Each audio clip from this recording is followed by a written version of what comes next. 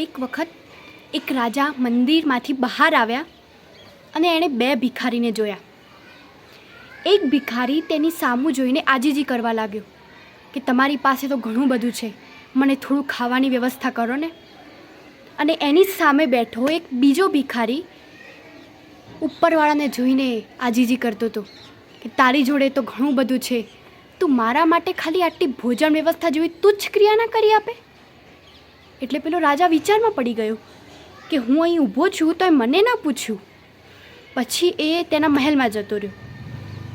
પછી એણે મંત્રીને આ બધી વાત કરી અને બીજે દિવસે એણે એવું નક્કી કર્યું કે પેલો જે ભિખારી એને આજીજી કરતો હતો એને ખીર અને અંદર સોનાના બિસ્કિટ નાખીને આપવાનું.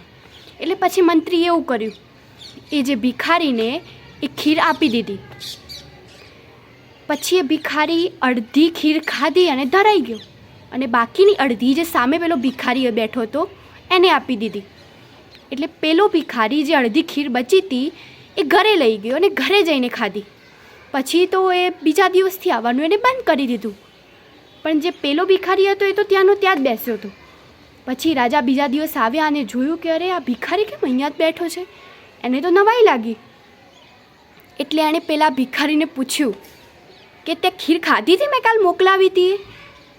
એટલે પેલો ભિખારી કહે હા મેં ખીર તો બધી ખાધી હતી, પણ અડધી ખાધી એટલે હું ધરાઈ ગયો, એટલે બીજી અડધી પેલા સામેવાળા ભિખારીને આપી દીધી. પછી રાજા તો હસવા લાગ્યા અને ઉપર જોઈને કે છેવટે તો ધાર્યું તો તારું જ થવાનું છે, ગમે એટલી મહેનત કરીએ.